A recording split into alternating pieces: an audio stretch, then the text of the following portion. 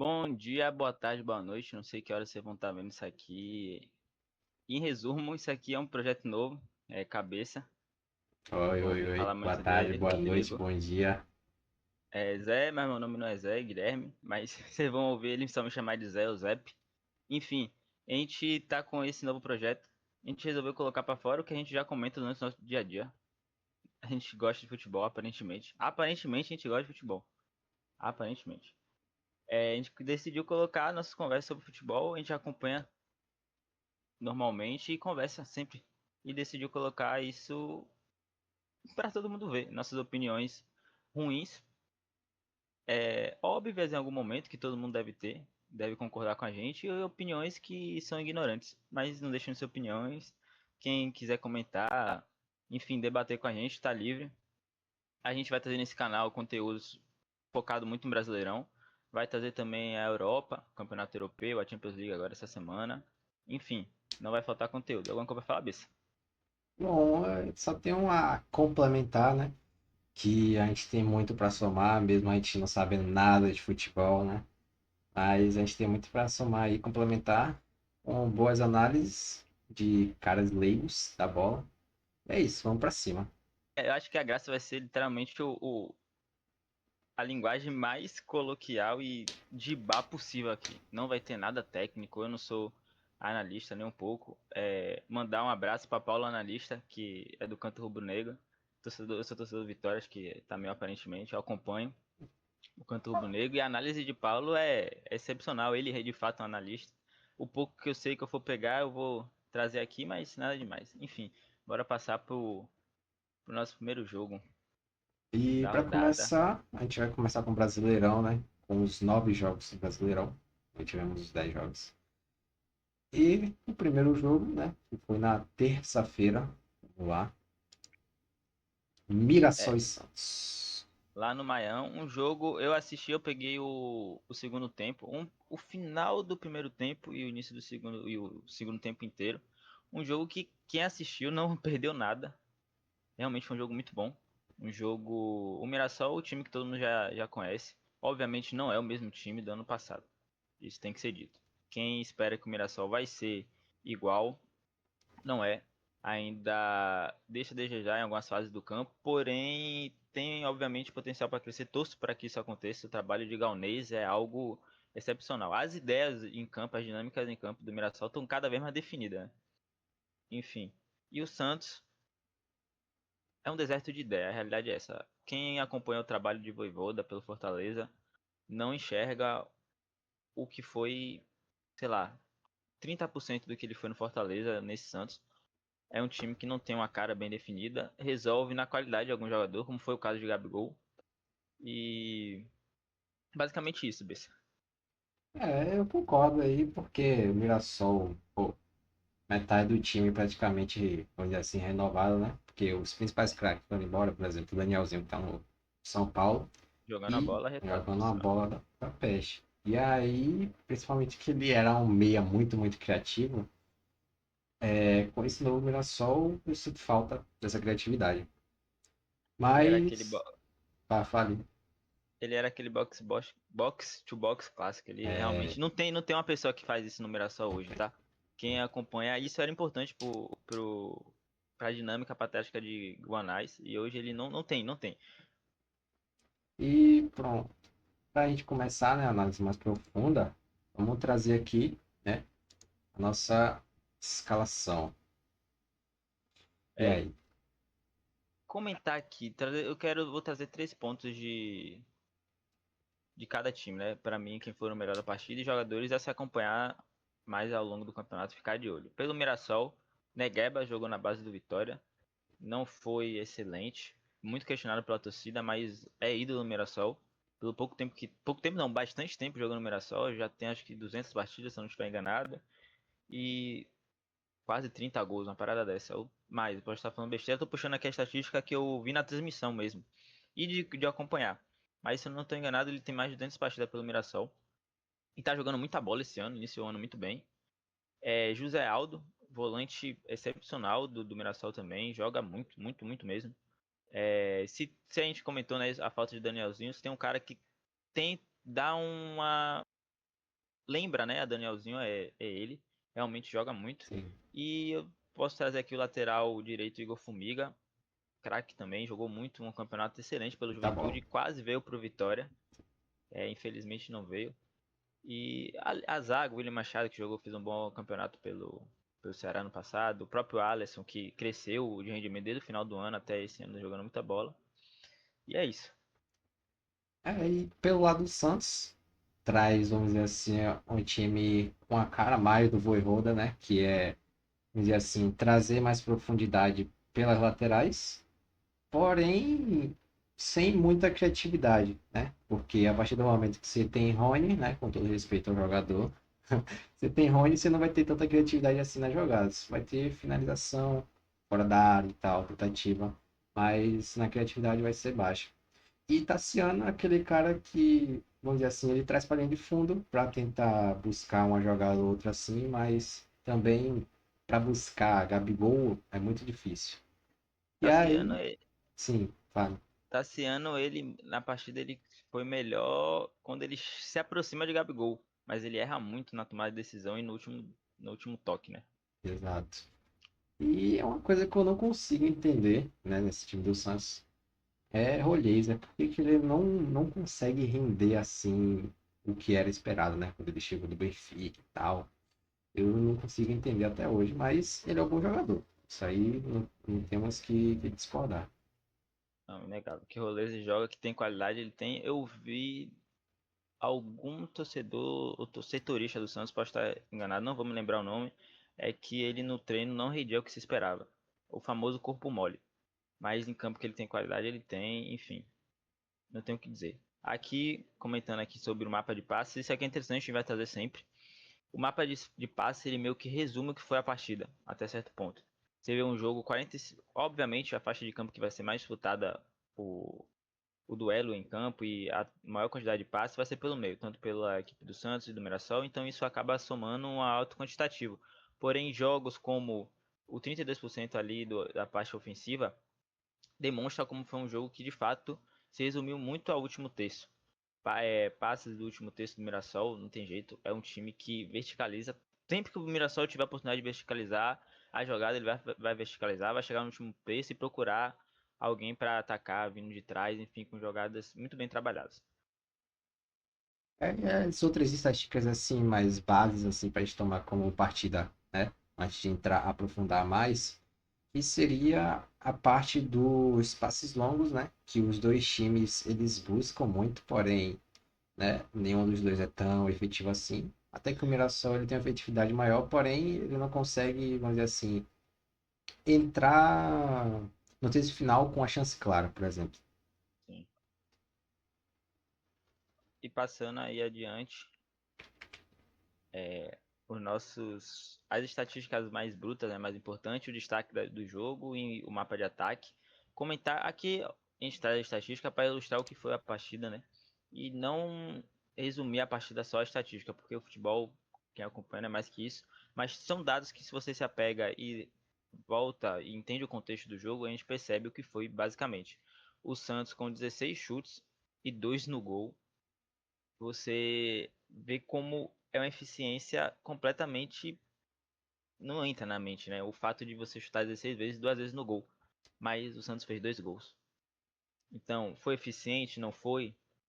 Você entra nesse debate. O fato de ter chutado 16 vezes puramente e só 2 ter sido no gol é ruim.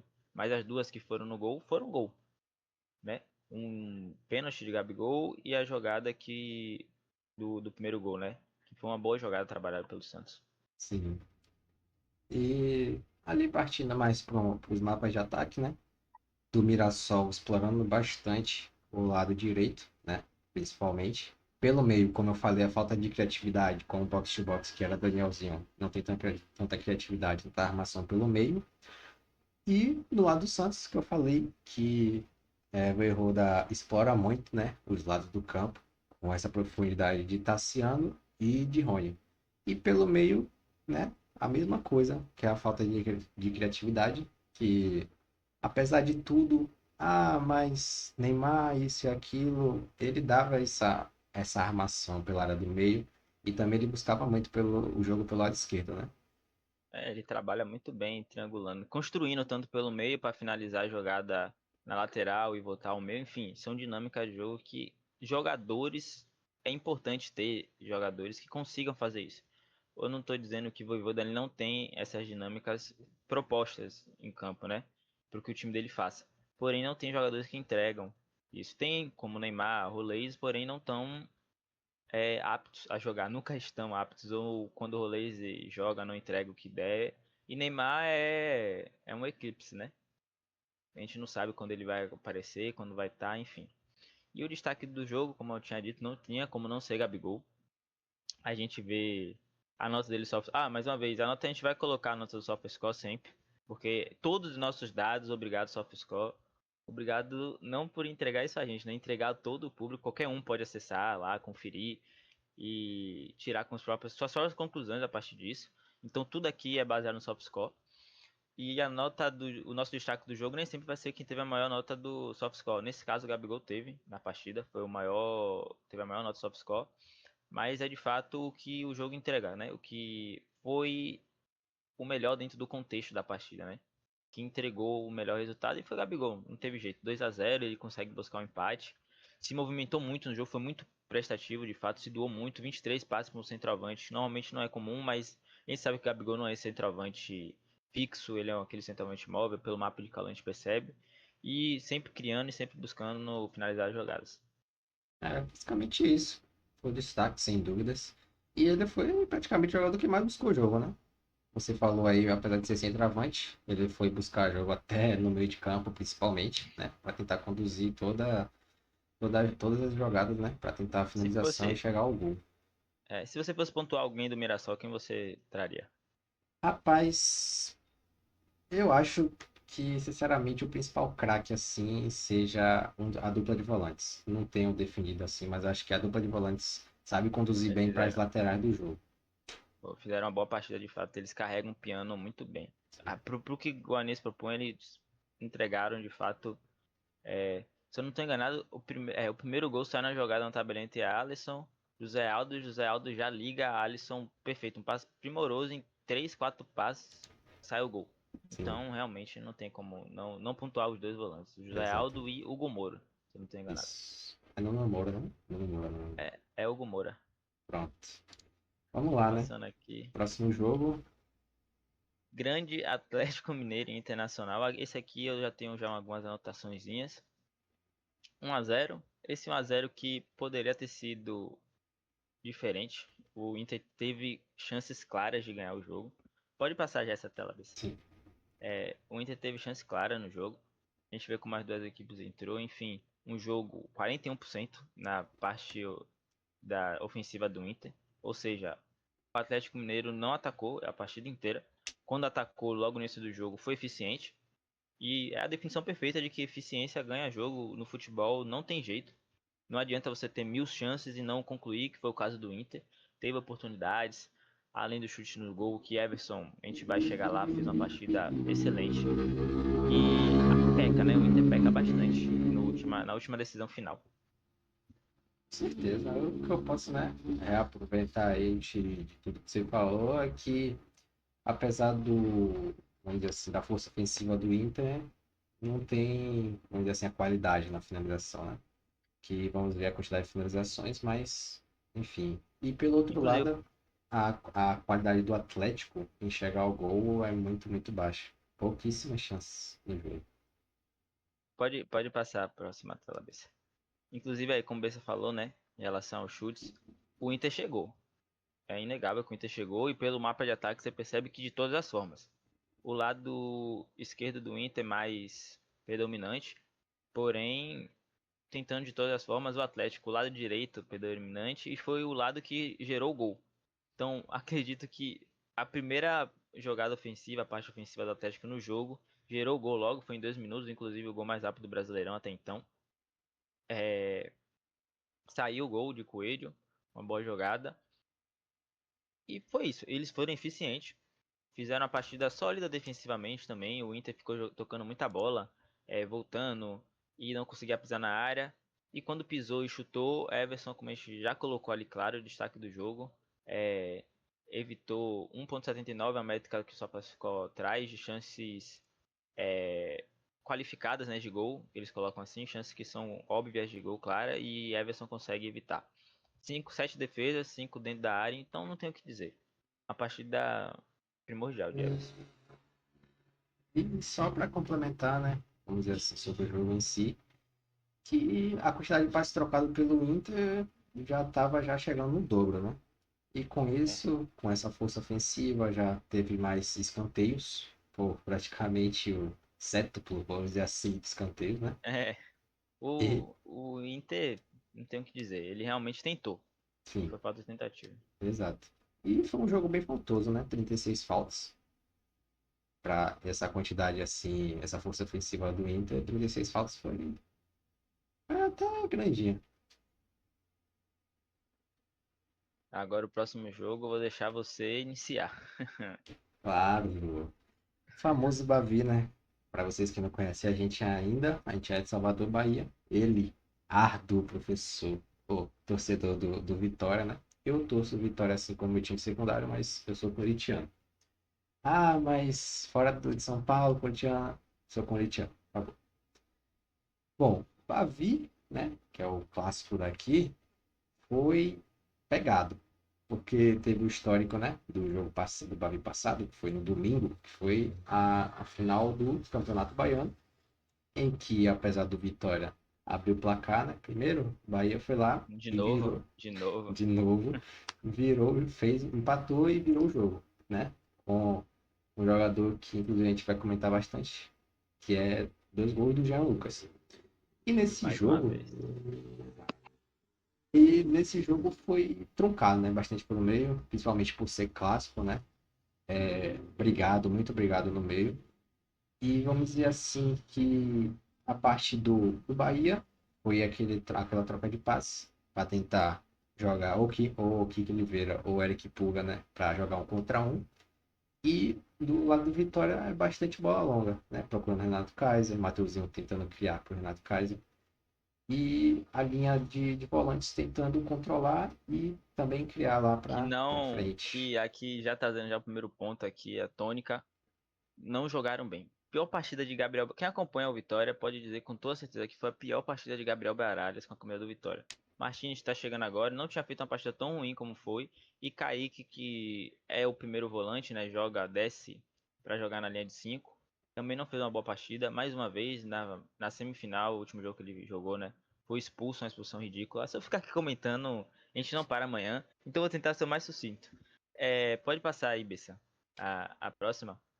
Você vê que o Vitória, 6 chutes. O Vitória, não vou me lembrar agora o número exato, como foi no primeiro jogo, né? No sábado, no jogo do Baiano, na final do Baiano, foi disputada em um jogo único.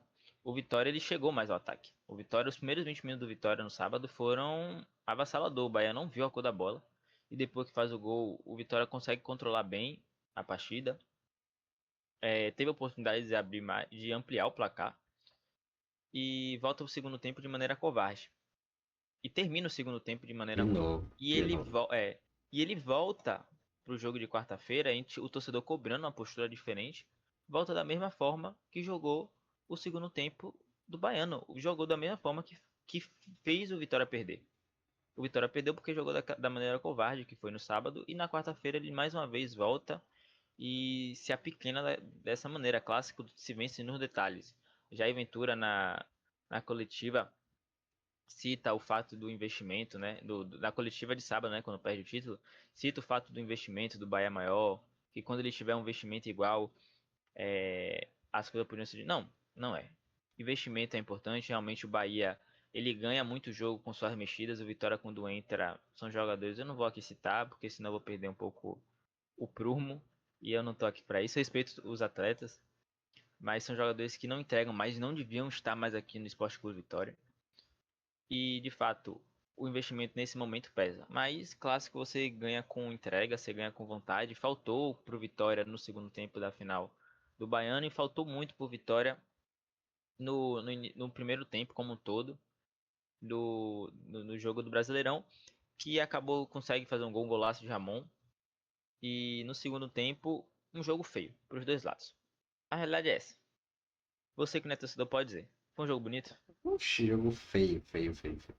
Muito feio. Jogo, além de truncado, um jogo de muita disputa pelo meio campo, foi um jogo das duas equipes cansadas fisicamente. O jogo pesou, o físico pesou muito, o Bahia cansou muito, o Vitória cansou muito, enfim. Realmente um jogo que no segundo tempo foi cansativo do torcedor assistir. Exato. Apesar de tudo, né? Apesar de ser clássico, o clássico se joga, né? Vamos dizer assim. É, exatamente. E do... E Ah, não, pode só falar, voltando, pode completar. que eu não comentei do destaque do jogo, Sim, aqui o porquê de Lucas Arcanjo. Não é clubismo. Eu acredito que nesse jogo, um jogo tão ruim como foi, você vai concordar comigo, você adota alguns contextos para quem vai ser seu craque do jogo. Eu acho que existem três histórias que você pode contar dessa partida. A primeira é como se o jogo iniciou e podia ter acontecido. O jogo inicia com, a gente até esqueceu de comentar isso. O jogo inicia com um erro fatídico de Lucas Arcanjo, que poderia acabar a partida ali mesmo. O psicológico do Vitória poderia ir por água abaixo. Ele se recompõe, faz a defesa do pênalti, acaba saindo no gol no rebote, mas teve invasão da área e não tem que se discutir. Torcedores do Bahia não tem que se discutir. Acredito que a maioria já aceitou o fato, entendeu a regra. Alguns estão discutindo em relação a que Arcanjo deveria ter sido expulso na hora do pênalti. Eu acho uma discussão válida, porque é um lance que acaba entrando na interpretação do árbitro, querendo ou não. Até que ponto Pulga de fato estava indo em direção ao gol? Ele dá um toque a mais, ele. Enfim, não vou entrar nisso porque eu não queria que Arcanjo fosse expulso. Mas eu entendo a indignação, entendo a pergunta, porém, quando a partir do momento com o lance interpretativo, acho que se não tem como se levar a regra ao pé da letra. sim. Enfim, Arcanjo ele defende o pênalti, ele faz outras defesas excepcionais, porque o Bahia amassa o Vitória durante até os 30 minutos do primeiro tempo. O Bahia amassou o Vitória, botou bola na trave, Arcanjo fez defesas incríveis. E foi o principal jogador de ter mantido o Vitória, ter continuado com 0 a 0 no placar, até abrir o placar. Então, não tenho o que dizer. Jean Lucas a gente podia trazer aqui, fez uma boa partida. Um jogo que o de sábado foi muito melhor, a partida de Jean Lucas. Além do gol, Jean Lucas não fez nada mais como qualquer outro jogador em campo. E o terceiro que a gente podia colocar aqui, Ramon, não só pelo golaço, e porque fez uma boa partida segura. Foi uma partida segura. Foi uma das melhores partidas de Ramon pela camisa do Vitória. É, com certeza. Ramon aí, pra mim, foi o segundo destaque do jogo, sem dúvidas. E logo em terceiro, o Jean Lucas, né? Apesar de esse jogo, vamos dizer assim, abaixo do que foi o outro, pra mim foi o terceiro destaque. E seguindo para o próximo jogo, esse Passando aqui o joguinho. Super, o Timão, o Coringa. Ai, Eu mandei uma mensagem pra cabeça na hora que saiu o segundo gol. Ele falou: Eu tô indo dormir. Porque realmente a definição desse jogo é essa. O jogo foi completamente arrastado. Pode passar, Bessa. O jogo foi completamente arrastado. Completamente, completamente. Um jogo que o Corinthians tocou a bola incontável vezes, né? O Corinthians tocou de maneira louca. Tocava, voltava, tentava criar algo e não saía disso. Comentar aqui a escalação por cima bem rápido. Eu queria que você pontuasse Memphis Depay, antes de mais nada. é aquele jogador que você que ele escolhe o jogo para jogar. E o jogo que ele não escolhe para jogar, ele joga brincando, sem fazer força nenhuma, sem se esforçar, mas corre ali, corre aqui. Mas não é aquele. Ah, não são aqueles jogos, né? Que ele vai se matar que nem Guinegão. Guinegão ele corre o campo todo atrás da bola e Memphis Depay, coitado, não faz nada assim pra, né, se esforçar. Mas minha principal assim, vamos dizer assim, dúvida seria Alan. Alan para mim ele fez um bom jogo dentro do possível, porém eu acho que ainda falta mais dele, né? Eu não estava esperando ele vir com essa bagagem Sim. toda, né, de craque. Mas entre ele e as outras opções de volante, né, eu prefiro Ranieri, por exemplo. Carrilho, ele joga na má vontade às vezes, mas dependendo do jogo dá para entrar ali. É, mas é essa a minha interrogação com Alan. Como eu vinha dizendo, um jogo que foi cansativo assistir. O Curitiba fez uma partida, não tenho o que questionar, ganhou de 2 a 0 com mérito. Pode passar aí, Bessa, para a estatística mais bruta. 4 finalizações, 2 no gol, 2 gols. Definitivamente é o que se espera de um time que vai jogar na Arena Corinthians, vai respeitar o Corinthians até certo ponto. Porém, o Corinthians não se deu o próprio valor, não jogou como normalmente joga dentro de Itaquera. 11 chutes. 11 chutes já é um número pequeno para o Corinthians. O nível de time, o Corinthians tem mais time que o Curitiba, óbvio, né? Dentro das suas próprias limitações que o Corinthians tem. Mas 11 chutes para o Corinthians em Itaquera é algo muito questionável. Um no gol, então nem entra aqui na cabeça. Um time que tocou 552 vezes e um time que tocou 210 passes. Conseguiu fazer 2 gols em jogadas, uma de escanteio. Cruzamento perfeito desse cara, que foi o destaque da partida, né? 2 assistências, Josué. E uma jogada rápida de lateral, cobrou um lateral Curitiba rápido, Josué recebe a bola, cruza, Nenecou. Vacilou na jogada e Ronier, que é um. Fique de olho nesse garoto, ele tem tudo para ser um destaque do Curitiba. Ronier, ele joga muita bola mesmo. Então, o Curitiba foi efetivo. Sim, com certeza. Quando precisou, né? Quando conseguiu chegar, ele conseguiu ser efetivo. Só você vê ali pela taxa de gols esperados, né? Que apesar dos 2 gols, não é praticamente um quarto desses gols que era esperado, vamos dizer assim, né? Um gol, vamos dizer assim. Sim. E aí a efetividade cantou mais alto, né? Apesar de 11 chutes do Corinthians, apenas um no gol. Então já é de se esperar que essa quantidade de finalizações aí foram esdrúxulas. E ressaltar aqui o trabalho de Seabra. Tenho que ressaltar aqui. Um cara que chega no Cruzeiro em 2000. Chega, né, como. Ele, eu não vou me lembrar o certo que era dele. Eu não sei se ele era técnico do Sub-20 ou era auxiliar. Ele assume o Cruzeiro em 2024. Faz um campeonato bom no início. Depois acaba caindo nas ideias. Vai embora, né? É demitido. Vai treinar o Bragantino ano passado. Não fez um campeonato ruim com o Bragantino, porém o Bragantino teve aquele deslize, como é desesperado o Bragantino, ele é substituído por Wagner Mancini, né? E chega agora no Curitiba mais uma vez, iniciando um bom trabalho. Não dá para negar, um bom trabalho.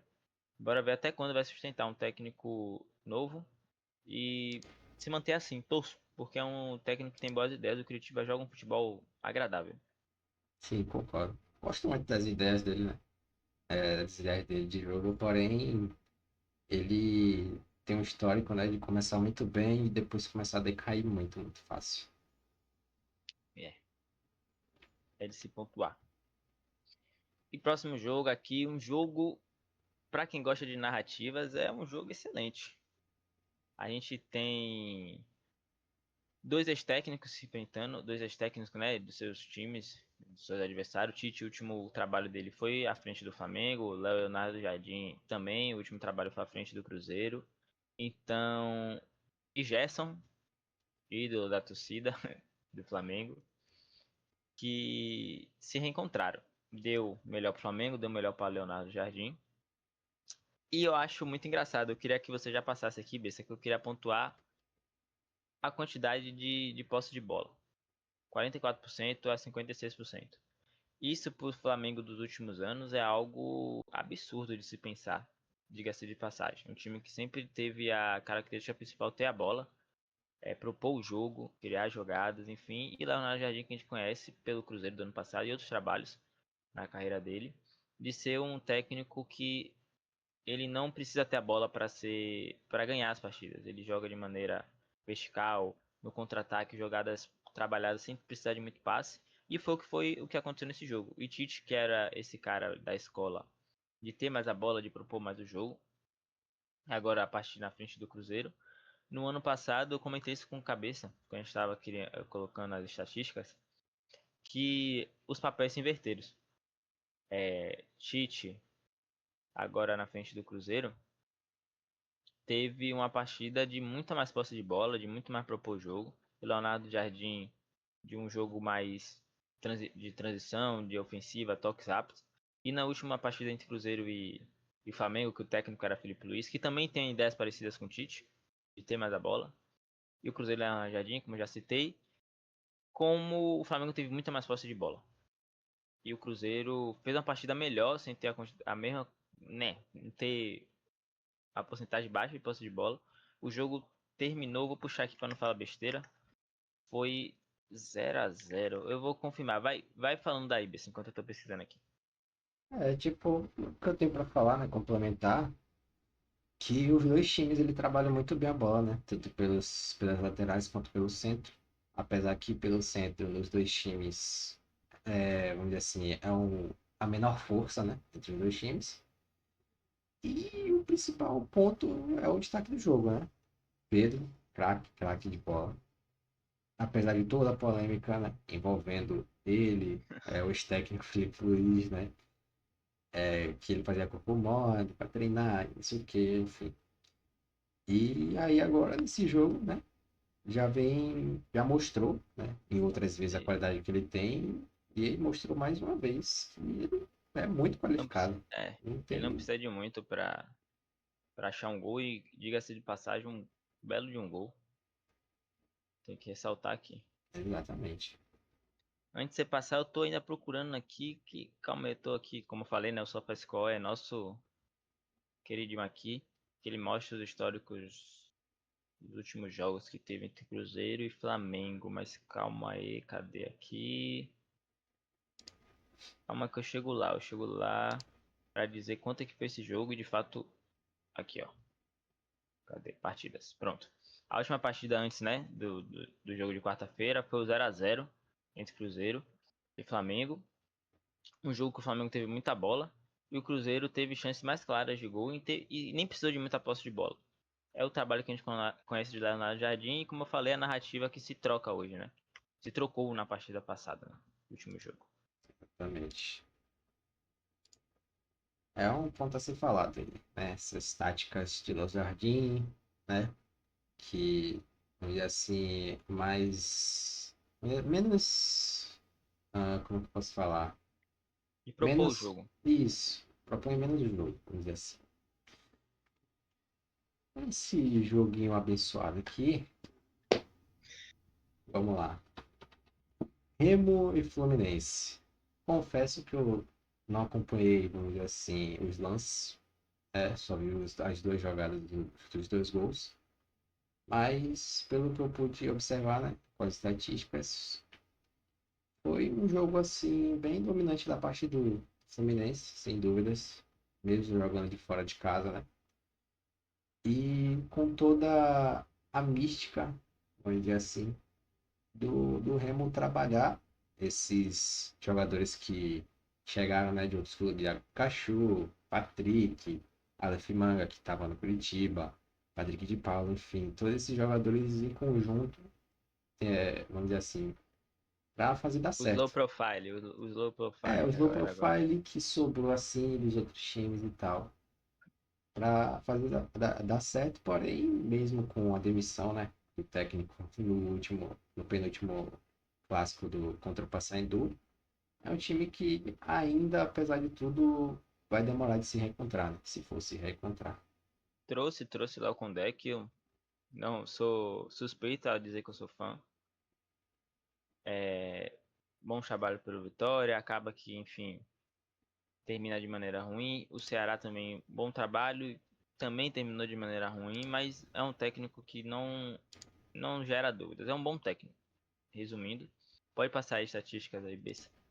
E como o Bessa falou, foi um jogo que ele não acompanhou. Eu acompanhei o final do. O final não, acho que 30 minutos do segundo tempo. E eu pontuei algumas coisas. Eu vou tentar ser mais sucinto possível. Aqui eu acompanhei antes de sair o segundo gol do Fluminense. Eu vi o segundo gol do Fluminense ao vivo. Não vou me lembrar agora o tempo certo. Eu vou tentar ser mais sucinto, porque não é justo eu comentar um jogo com fingindo propriedade. Eu pontuei algumas coisas quando eu estava assistindo o jogo, que foi Remo tendo muitas dificuldades nos duelos físicos. O Remo melhorou isso. O primeiro jogo do Remo no Brasileirão contra o Vitória foi muito definido nos duelos físicos. O primeiro tempo foi um primeiro tempo ruim. O Vitória volta no segundo tempo jogando muita bola e ganhando muito duelos físicos. O Remo cansou. E ainda hoje o Remo peca por esse aspecto. Por mais que fez um jogo corajoso contra o Fluminense, teve oportunidades, teve chance de fazer o gol. Fábio faz uma defesa logo no início do jogo. Enfim, o Remo tem coisa a se entregar. Lucha Costa comentar aqui com a anotação que eu fiz, que isso foi isso. Eu tinha visto o jogo, entrei para assistir o jogo antes do segundo gol e logo quando entrei em 3, 5 minutos saiu o gol do Fluminense. Eu anotei isso logo, que o Lúcio Acosta está cada vez mais demonstrando estar Craque, acima craque, da craque, média craque, do Brasil. Essa é a realidade. Hoje craque. ele é um cara acima da média do Brasil. Poucos jogam como ele não precisa de muito. Aí a gente colocou ele como destaque do jogo. Podia ser Tacanóbio, John Kennedy, que fez uma boa partida, Freitas, que teve a maior nota do SofaScore, mas eu estaria sendo injusto colocar ele só pela nota, como eu tinha dito antes. A gente não vai colocar o jogador pela nota, porque ele não foi tão exigido na parte de trás. Fez uma partida boa com a bola no pé, lançamento, tocando bem, enfim.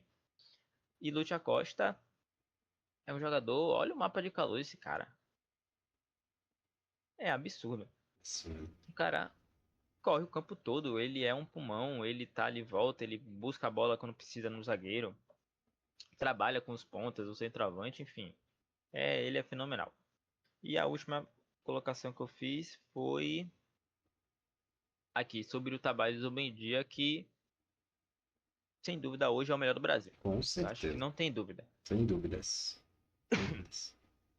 Não tem dúvida, é o trabalho do Zubendia. A gente comentou isso também, acho que foi depois da final do Carioca, apesar do Fluminense ter perdido nos pênaltis.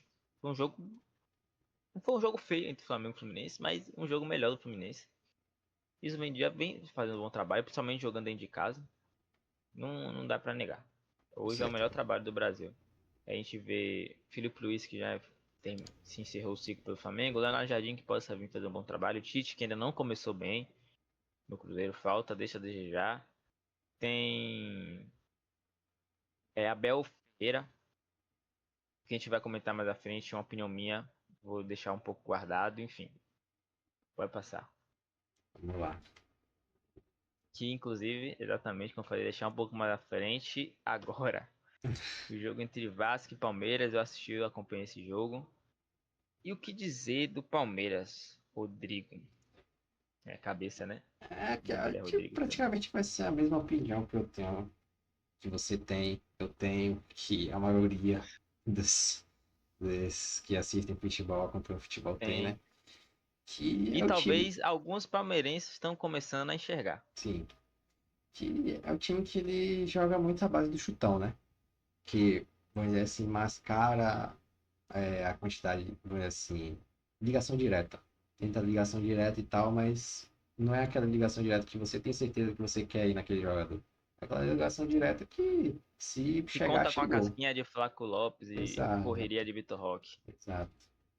E por sinal, né, Fábio Lopes e Vitor Roque é o pulmão, correria, correria, correria, São de fato hoje, acho que os melhores jogadores que com o certeza. Palmeiras vem tendo. Andreas Pereira o time do Palmeiras é engraçado a gente estar comentando sobre isso. É um time é um time qualificado em Sim, nomes. E joga de uma maneira que normalmente a gente colocaria na caixinha de times que brigam para cair. exato. Brigam para cair. E o Palmeiras ele não, ele tem qualidade para jogar mais que isso. Abel Ferreira conseguiu resultado jogando dessa forma. Na verdade, conseguiu e ele não jogava dessa forma o tempo todo, Sim, desde o início dele pelo Palmeiras. O trabalho só foi se ruindo.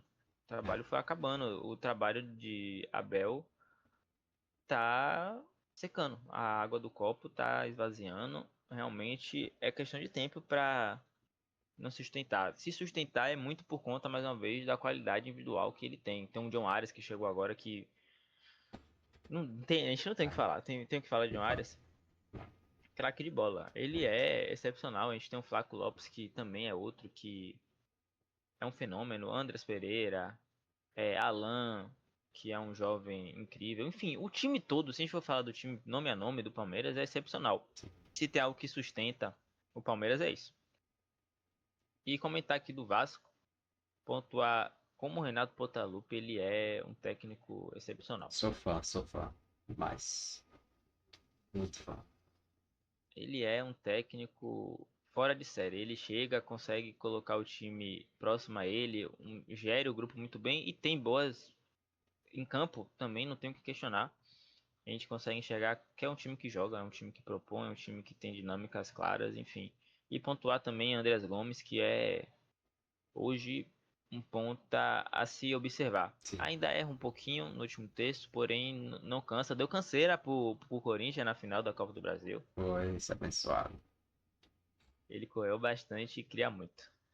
Indo aqui agora Só para as estatísticas. trazer, já como vamos dizer assim, começar, né, com o destaque do jogo, já falar exatamente sobre ele, que é um jogador que eu sempre gostei bastante, assim, né, desde que chegou no Vasco.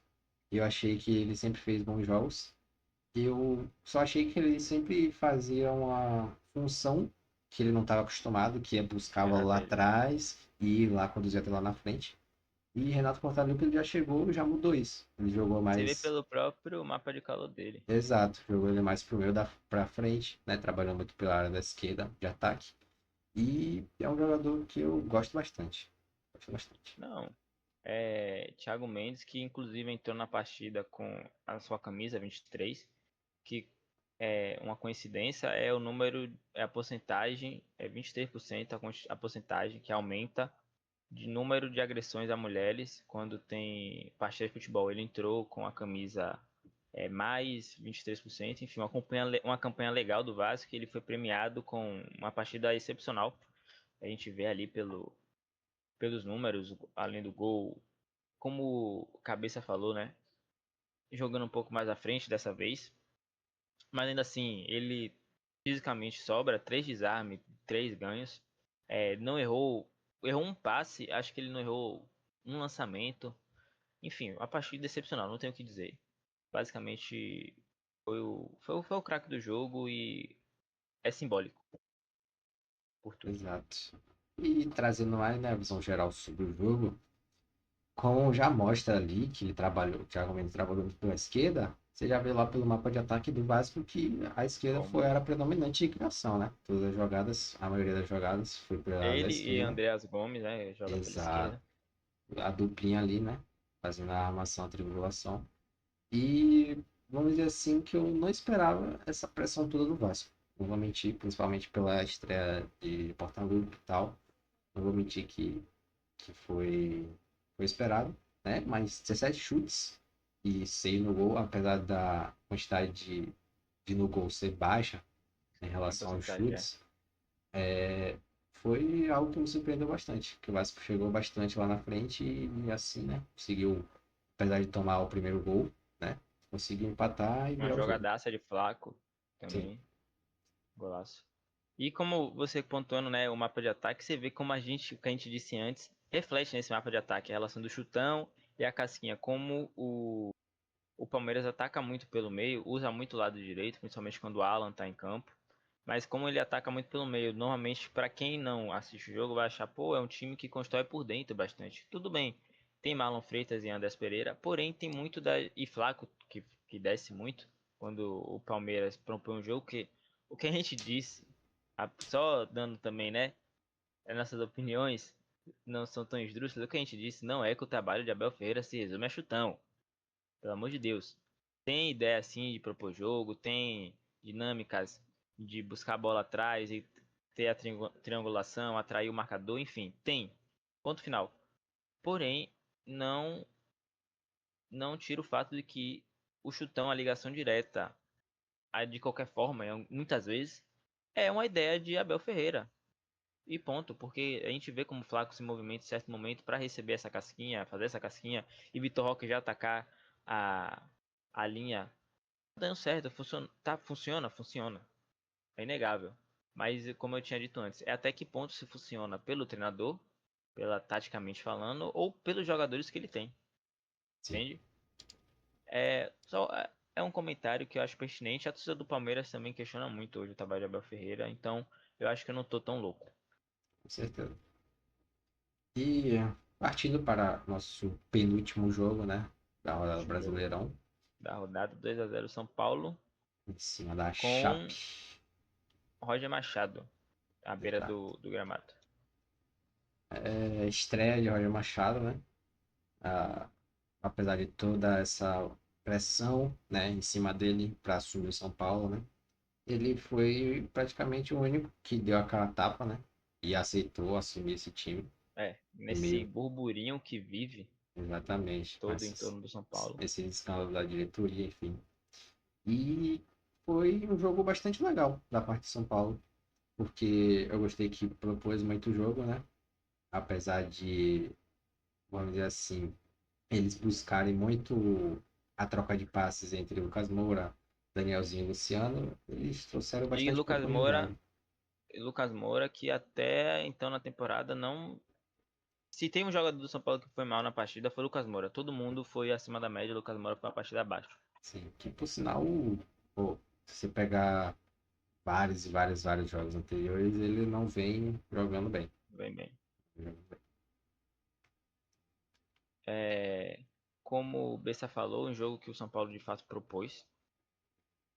Fez valer, né, o manto de campo. Um jogo com muita chuva, interessante, né? Que o São Paulo. Muita chuva não, o gramado estava pesado.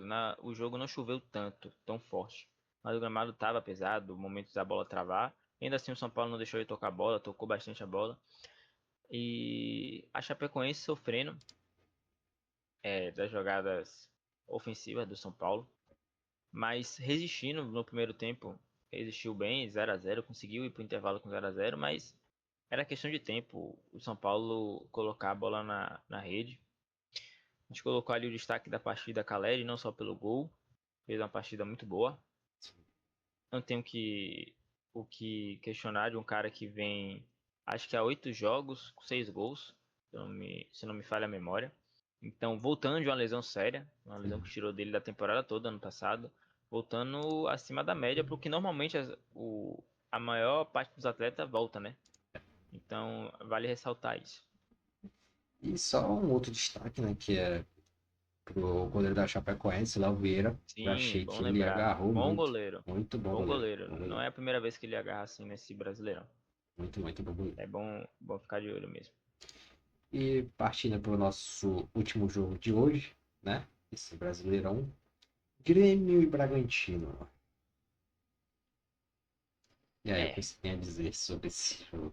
um jogo que eu assisti também o segundo tempo. Eu peguei o segundo tempo do jogo. O jogo do São Paulo eu vi o primeiro tempo, depois eu fui ver. Não, fui ver o primeiro tempo do São Paulo.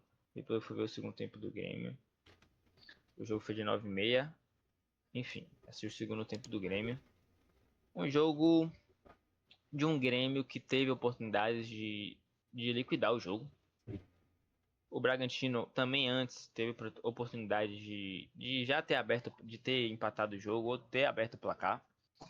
Mas oportunidades claras foi com o Grêmio. O Grêmio teve. Já pode passar para as estatísticas Sim, para ilustrar melhor. Foram 13 chutes, 6 no gol. É eficiente, é um número eficiente. 50% praticamente dos chutes foram no gol. E por conta disso a gente trouxe Cleiton, porque foi uma partida. Se foi ele o responsável fazer com que o Bragantino chegasse a empatar, foi por conta dele, da defesa que ele fez, defesa difícil. Fez uma defesa mesmo de que Carlos Vinícius sobe sozinho, isso no segundo tempo. Foi no segundo, foi no primeiro, não tô me lembrado. Que eu vi depois, né? Antes da gente gravar o vídeo, a gente assiste, volta a ver o compacto do jogo, para relembrar alguns lances, algumas dinâmicas. Ele faz uma defesa que ele vai buscar a bola no chão, uma cabeçada difícil de Carlos Vinícius, que é um excelente centroavante, jogando muita bola. sim, com certeza. E o Grêmio teve chance, teve oportunidade de ganhar o jogo. Acho que pro torcedor do Grêmio jogando em casa fica aquele gostinho amargo. Depois de ganhar o título do Gaúcho.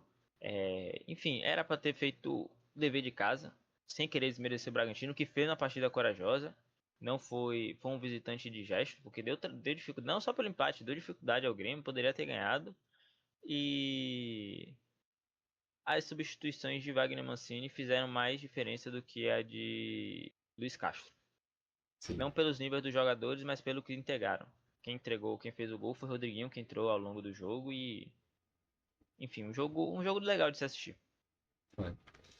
E como ele comentou, né, sobre o Cleiton salvou muito o Bragantino, apesar de gols evitados, vamos dizer assim, tá baixo, ele salvou muito, né, com as defesas assim por cima, vamos dizer assim, as bolas aéreas. E um outro destaque desse time do Bragantino que eu gosto bastante é o Lucas Barbosa, né, que Muito bom pô, jogador. eu acho muito bom jogador, que fez Fez inclusive um o gol, gol é só anulado. que foi anulado exatamente. Mas eu acho também que é um outro jogador aí que salva e ajuda muito o Bragantino. De comentar e ficar observar ele, que é mais um ano dele na Série A, né? Terceiro ano seguido dele na Série A. Fez uma boa Série A pelo Juventude. Uma boa Série A no passado pelo Bragantino. E a tendência é que manter o nível. Exatamente. E basicamente é isso. Os jogos da rodada. Terminamos com os 9 jogos. Não foram 10, porque como a gente tinha adiantado, o jogo do Botafogo até Paranense foi adiado. Por conta da Libertadores. O Botafogo disputando a pré-Libertadores. E foi eliminado pelo Barcelona de Guayaquil. Infelizmente. E antes de encerrar o vídeo, a gente dá aquela passada pela tabela, ver como que ela tá agora no momento. E comentar o que a gente espera dessa próxima rodada, que vai iniciar no sábado, o dia que vocês estão assistindo o vídeo. Então, iniciar hoje. Do que a gente vai achar, né? O que a gente acha que vai acontecer e a obrigação de certo time do resultado que tem que trazer. É isso. Então vamos começar por baixo, né? Que vai subindo. Vamos lá. Cruzeiro e Internacional são aqueles dois times que, sinceramente, esse início me decepcionou. Principalmente o Cruzeiro, né? Pelo Tite e tal, pelo estilo de jogo do Tite. Me decepcionou muito. E o Internacional, pô, desde o final, né, da temporada passada, do salvamento do rebaixamento, foi um negócio que eu não consigo entender até hoje. Não consigo entender o que é que a diretoria do Inter quer, o que a diretoria do Inter visa, mas não consigo Cada entender de jeito nenhum. vez se perdendo, né? Dentro das ideias. E não tem um trabalho. Sim, É um time que não tem continuidade de trabalhos. E o que Cabeça falou é perfeito. Dois times que merecem estar onde estão pelo início de campeonato. Seguido de Remy e Botafogo. Botafogo com 2 jogos a menos. Não jogou 2 jogos. E o Remo que tem suas limitações, é, suas falhas dentro de jogo. Mas não deixa de ser um time que pode entregar mais. A gente espera um pouquinho mais do Remo. Principalmente dentro de casa. sim, principalmente dentro de casa, né? Porque, vamos dizer assim, que os times eles têm uma viagem muito longa, né? Pra chegar Para lá e chegar lá. acho que é uma força muito grande aí do Remo. E além da força da torcida. Exatamente. Subindo aqui, dando uma Tá, aceleradinha. Só isso. comentando aqui o Vitória. 16º. Eu acho que isso aí é um tapa da cara da nossa diretoria. Fábio Mota virou pra gente e falou que esse ano ia ser um campeonato tranquilo. Isso aqui não é o início de um time que faz um campeonato tranquilo. Pois é. 4 pontos de 12 disputados, porque o Vitória tem um jogo a menos. 4 pontos de 12 disputados. Se esperava mais, principalmente pelo contexto do clássico. O Vitória tinha a obrigação de ganhar o clássico, sim, mesmo sendo fora de casa. O Vitória tinha que entregar um resultado para a torcida. E não dá para sempre, no caso como foi o jogo contra o Flamengo, você chegar e pautar, jogamos bem, mas perdemos. Isso não é aceitável dentro do Brasileirão e cobra. Então não é o início de campeonato tranquilo. Enfim, E passando. subindo mais rapidamente aqui, né? Vasco, Santos, essa duplinha aí que também tá abraçado, né? No Campeonato Brasileiro passado. Vasco, né, conseguiu se recuperar aí, né? Com a chegada de Renato Portaluppi. A tendência é Santos, continuar. exatamente. Santos tá meieira, né? Com o Vojvoda tentando aplicar seu estilo, mas ainda não tendo sua efetividade, né? Atlético Mineiro é aquele time que também é a mesma coisa do Inter, eu não consigo visar o que, que eles pretendem, né? Para essa temporada, principalmente. A Chapecoense, é um time que tá tirando pontos, né? Tirou alguns pontos de Um jogo alguns a menos. times, um jogo a menos, por sinal. Né? Esse início aí eu gostei, né? Principalmente que é um time recém-chegado da Série A. Bem promissor. Subindo acompanhado de Mirassol e Corinthians, com Mirassol com 6 pontos.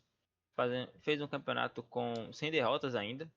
Mais uma vez o Mirassol sendo um time de gesto, um time que se recusa a perder, 3 empates e uma vitória, 6 pontos e com um jogo a menos também. É bom pontuar, então esse pode se tornar com uma possível vitória 9 e eles pulariam até a quarta colocação. Então, a gente comentou no início, né, do jogo do Mirassol, que obviamente não é o mesmo Mirassol do ano passado, porém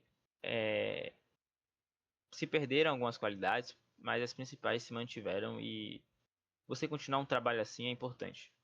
Então o Mirassol tem tudo para manter um bom nível. Não sei se ao ponto de ser a sensação do campeonato, porque eu acho que não é mais novidade. A gente sabe da potencial do Mirassol e não nega isso. Vindo Exatamente. com 7 pontos, Corinthians, Grêmio, Atlético Paranaense, Curitiba e Flamengo. Flamengo com jogo a menos, Atlético Paranaense com jogo a menos. Quem só tem 5 jogos é Curitiba e o Grêmio e o Corinthians com 7 pontos. Curitiba muito bem colocado, um time que subiu da Série A, tendo bons jogos, jogos honestos. O Curitiba tem um ataque interessante com o Pedro Rocha. Não sou o maior fã, mas não posso negar a qualidade que o jogador tem. Fez uma temporada excelente no Rema no passado. Lucas Onier, que eu comentei, craque de bola, esse moleque tem tudo pra voar. E Breno Lopes, que Sim. quase veio pro Vitória É. também. E seria interessante se tivesse aqui. É, logo, né, falando logo do seu rival, Atlético Paranaense, também me surpreendeu bastante, né? Porque do início para metade da Série B do ano passado, aquele time tava cambaleando, Acho que que todo mundo achou que ia acontecer uma resenha e o Atlético Paranaense ia continuar lá. exatamente não dava sinal nenhum de reação, né, que poderia subir, mas aí ao final a arrancada histórica e assim conseguiram subir e mantiveram um bom nível, né? Apesar de tudo. O Grêmio é aquele time que tá bem com suas qualidades e tal, principalmente com o Carlos Vinícius, com 20 Melhorou gols, bastante o elenco em com 20 relação ao ano gols passado. em, sei lá, 30 jogos, se eu não me engano. 30 jogos, Muito, se eu não me muito, engano, isso aí muito também. craque. E lá em cima, né, com os sete, liderando 7 pontos, o Flamengo, que teve todas essas intercorrências com o Felipe Luiz, Logardi, enfim, Mas é vem, um time que sempre vai entregar pontos. Não tem sim, jeito. Um com time com o certeza. elenco que tem vai sempre entregar pontos. O Flamengo foi uma partida. Agora, trazendo outro lado da moeda, o Flamengo foi uma partida muito ruim contra o Vitória. Eu tava no Barradão. É uma partida muito ruim contra o Vitória. Ao nível do Flamengo, mas fez 2 gols. Sim. E, Fez. Tem qualidade. Então, o Brasileirão também cobra a qualidade, óbvio. com E certeza. postura. E o Flamengo sempre vai entregar pontos. Já trazendo já pro, vamos dizer assim, o G5, né? Vamos dizer Sim. assim. Red Bull Bragantino e Bahia empatados com muitos pontos. Red Bull Bragantino indo no mesmo ritmo do início do Brasileirão passado. Eu gostei Não só bastante. no Brasileirão passado, Do como retrasado todos os também. Brasileirões. Sim, Todo Brasileirão, exato, acho que todo mundo tem a memória do Bragantino arrancando. exato. Será que vai surpreender? E no Então, fim, torço pra que não, né? exato. Ou se, se vier disputar com o meu Vitória, então que caia você. Bahia com um jogo a menos, apesar de tudo, vem mostrando, vamos dizer assim, sua força de vontade, né? Apesar das suas baixas na Libertadores, né? Na pré-Libertadores. E não vai jogar a Copa do Nordeste. E apesar do título baiano, vem seguindo um caminho sólido. Não é aquele super time que todo mundo espera ver Sim. goleadas atrás de goleadas, mas é um bom time que É um consegue time trazer que de bons fato resultados. joga um futebol honesto. Aqui, como torcedor do Vitória, tenho que concordar que o Bahia joga um bom futebol. Eu acho que as críticas a Rogério Ceni são válidas, mas ele consegue fazer o Bahia jogar. O Bahia, o que falta pro Bahia de fato ser um time que se coloque, se firme, né, como o G4, é o elenco. É um elenco que o do Bahia, querendo ou não, pro que o G4 pede, é um elenco curto. Tem bons jogadores nos 11 iniciais, mas 3 ou 4 que entregam um bom nível, porém sempre não suficiente do que o titular pede. Se Sim, sai um Everton Ribeiro, não tem ninguém do nível, sei lá, bora botar, Everton Ribeiro é um nota 10. Não tem um nota 8, nota verdade. 7,5. Quem substitui Everton Ribeiro é nota 6. É verdade. Luciano Juba é nota 10. Não tem nenhum lateral que substitua a Juba que seja nota 7, 8,5. Não tem.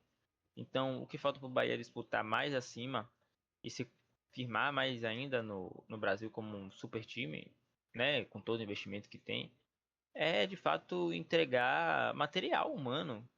para Rogério Ceni, ou se acabar que o Rogério Ceni não mantenha o trabalho, felizmente, com algum problema que aconteça com o Bahia, que eu não desejo nada, mas se acontecer, e esse técnico tenha material humano para trabalhar, acho que a torcida do Bahia cobra muito isso.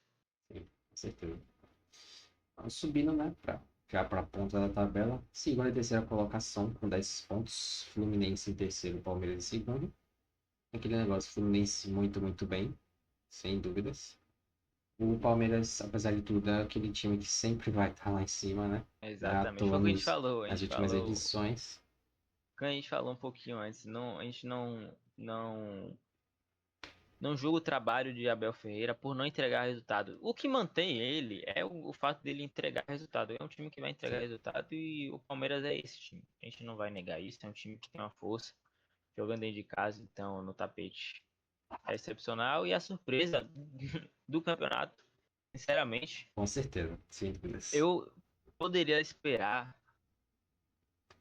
Mano, eu poderia esperar o Vasco de Fernando Diniz em primeiro, com 5 jogos, mas eu não esperaria o São Paulo. Com certeza não. Por todo o contexto que passa, o Paulistão, que não foi um bom paulista. Crespo Quase não foi rebaixado, demitido, inclusive. quase rebaixado, bom pontuar.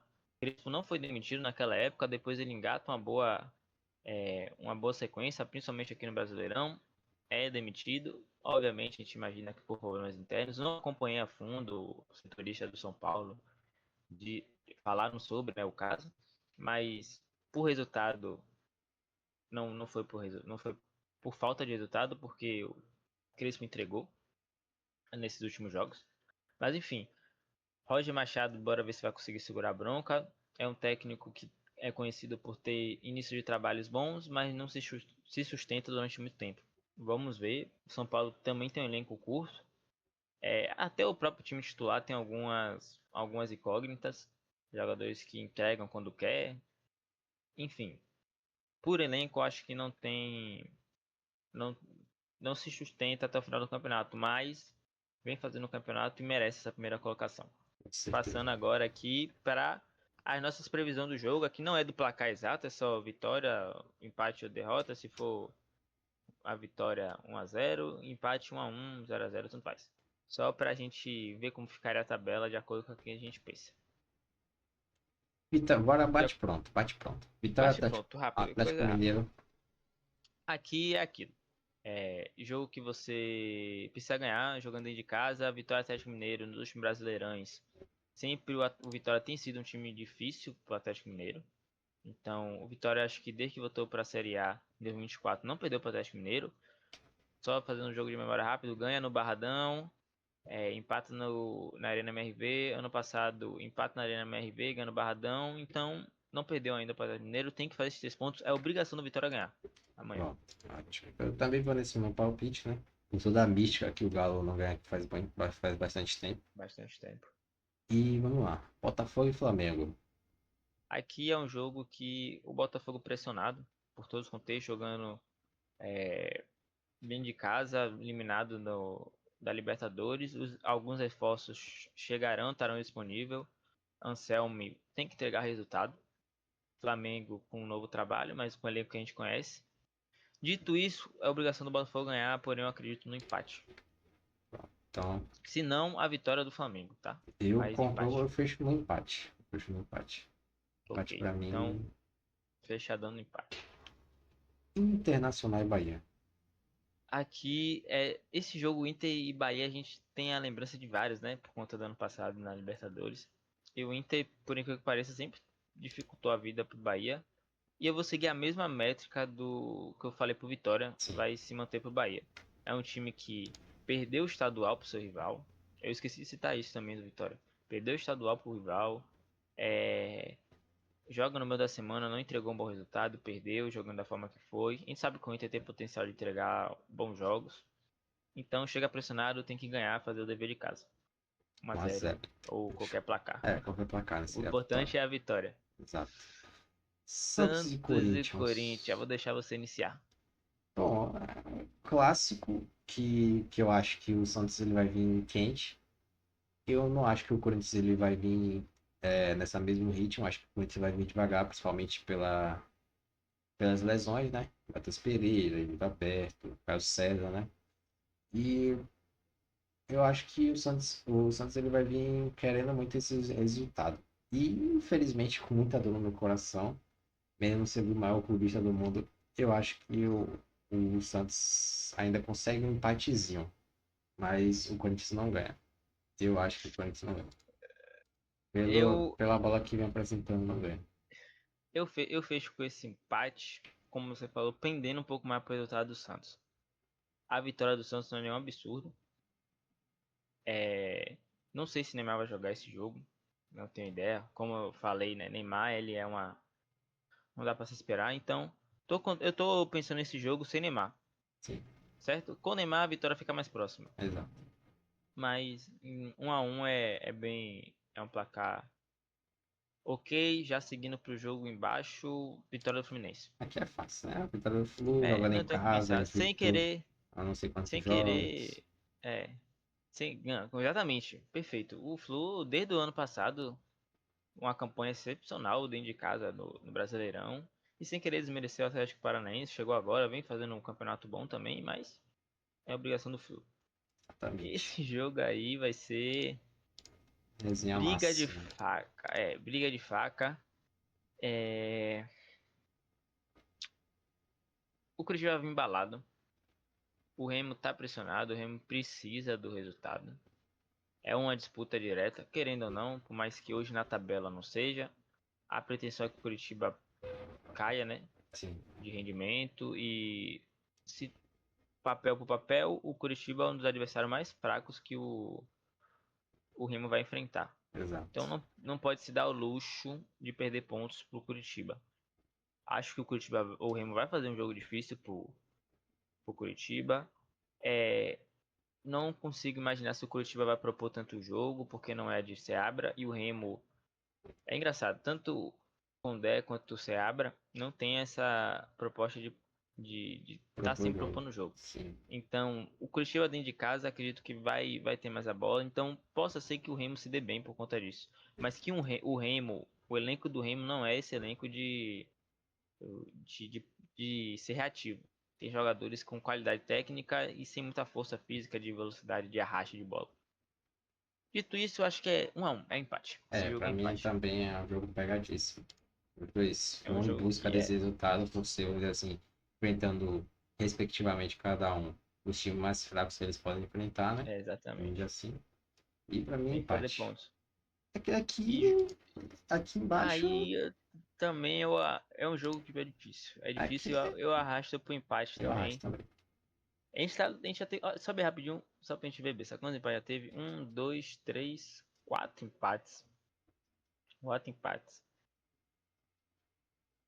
Eu acho justo. Sim, O único empate que eu boto com muita certeza é o do Santos e Corinthians e o do Coritiba e Remo. sim. Esse do Mirassol e Palmeiras eu tenho dúvida. Mas eu acho que dá. É empate. Acho que é empate, O principalmente pela Mirassol mística do Mirassol, né? Que empata, que empata, o Mirassol empata, empata. tá sempre nesse ritmo. E Exatamente. o Palmeiras vem de uma sequência, né, de jogo um jogo cansativo contra o Novo Horizontino, um jogo cansativo contra o Vasco. E o Mirassol só jogou no meio da semana. Então acho que pode pesar o físico. Cruzeiro e Vasco, E aí? aqui meu cabeludo vai ganhar. Precisa ganhar. 1 a 0 Cruzeiro. 1x0 Cruzeiro, pô, gostei, Gostou? gostei. 1x0 Cruzeiro acreditando, acreditando, porque com Acreditando, porque essa exatamente. vontadezinha aí, Porque o que tá entregando não é pra isso. O Vasco talvez chegue com mais bola jogada. é, Tudo bem, um jogo só de Renato Portaluppi dentro de casa. A gente vai ter que ver como que o Vasco vai se portar agora fora de casa contra o adversário à altura. sim, Mas eu acho que o Cruzeiro ele tem a obrigação e ele precisa desse resultado mais do que o Vasco. com Não, o Vasco certeza. precisa tanto dos 3 pontos, mas dentro de casa é uma obrigação do Cruzeiro. É, confronto direto, né? Enfim. Bragantino e São Paulo. São Eu, Paulo, 1 a eu 0 acho, Bragantino. exato, eu acho que o Bragantino dentro de casa, apesar de tudo, ele é forte. Apesar de pouca torcida e tal, mas eu acho que eles se sentem no conforto maior de jogar em casa. E Ape- Apesar de tudo, eu já sabia o que você ia falar. tem Não que ser precisava dizer a falado, pouca torcida, não tem que precisava ser dizer. falado. Apesar de tudo, Não é acho que já nem fica que o no. Bragantino tem pouca torcida, é pela capacidade do estádio, sabe? É, É pela capacidade do é. estádio. Ele junta. O Bragantino tem dois torcedores, Central Braga e qualquer outro louco que segue o Central Braga por ser torcedor do Bragantino. Sim, Tudo bem. Mas é 1 a 0. 1 a 0. sim. 1 a 0 não, vitória. Vitória, no caso, né? Chape e Grêmio, eu acho que a Chape ela busca um resultado aqui, né? Também acho. Tá aí. Eu vou Acho. trazer uma curiosidade sobre mim, não que ninguém tenha perguntado. Eu morei em Chapecó durante 1 ano e meio. E esse jogo, o Chapecoense Grêmio, na época que eu tava lá, tem muito torcedor do Grêmio lá em Chapecó e tem muito, obviamente, torcedor da Chapecoense lá em Chapecó. E é um tem um sentimento de clássico, de confronto, de rivalidade muito grande. A torcida da Chapecoense não tem a torcida da Chapecoense vai lutar Arena Condá todos os jogos do Brasileirão. Muito difícil não ver a Arena Condá não está lotada. Então acho que de fato eles conseguem trazer um resultado. Não consigo imaginar a vitória, mas pode surpreender a gente, quem sabe ganhe. O empate é de bom tamanho. Ah, você botou a vitória? Ah, eu esperei o seu contato aí. O contato veio. Você esperou? Ah, tá. Então você me conhece muito bem. Eu acho que 1 a 0 Chapecoense. Não consigo imaginar a vitória da Chape. Não consigo. O Grêmio tem mais time que a Chape. A Chape é um time limitado, a realidade é essa. Mas entrega muito em... De entrega, entrega muito, Sim, entrega. exato. Se doa muito em campo, apesar das suas dificuldades técnicas e dentro de casa é uma força.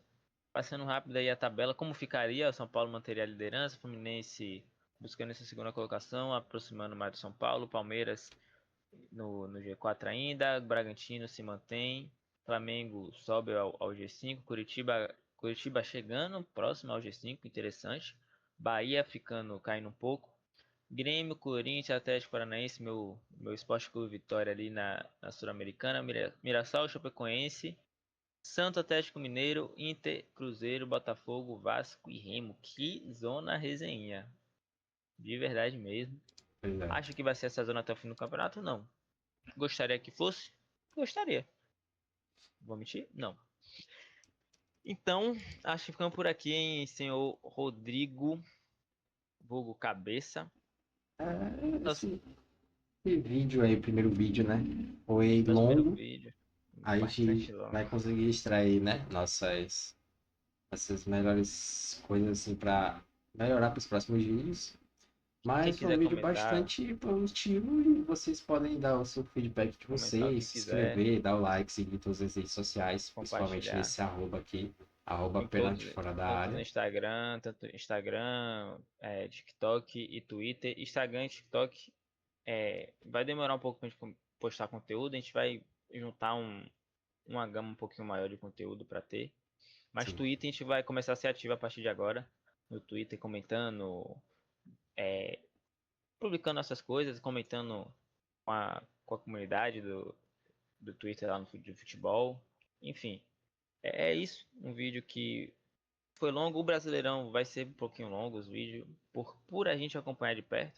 sim. A gente tem um vídeo da Champions League para gravar ainda, enfim, para ser postado também. E é isso. Basicamente é isso. Qualquer sugestão, enfim, ou qualquer crítica, sendo construtiva, é bem-vinda sempre. E debater o que vocês acharam na sua opinião. Se vocês ouviram alguma coisa que vocês não concordaram e quiserem comentar para a gente entrar nesse debate, é bem-vindo. A gente gosta disso.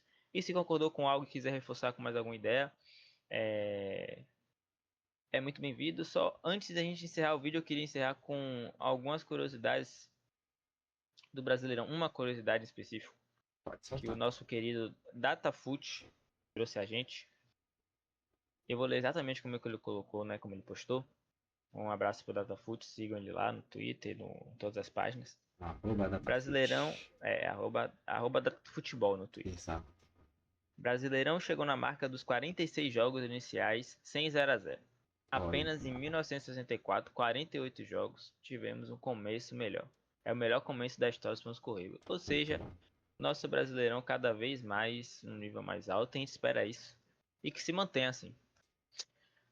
Com certeza. É isso, todo mundo. Deixa o like, compartilha e um abraço. Tamo junto, cabeça. É nóis. É isso, galera. No próximo vídeo a gente vai estar abordando sobre a rodada das oitavas da Champions. E provavelmente amanhã, né, no domingo, esse vídeo vai ser no sábado, amanhã no domingo, vocês já vão ter Já vai ter. acesso a esse vídeo da Champions. É isso, galera. É nóis. Valeu. Obrigadão pela companhia. E é isso.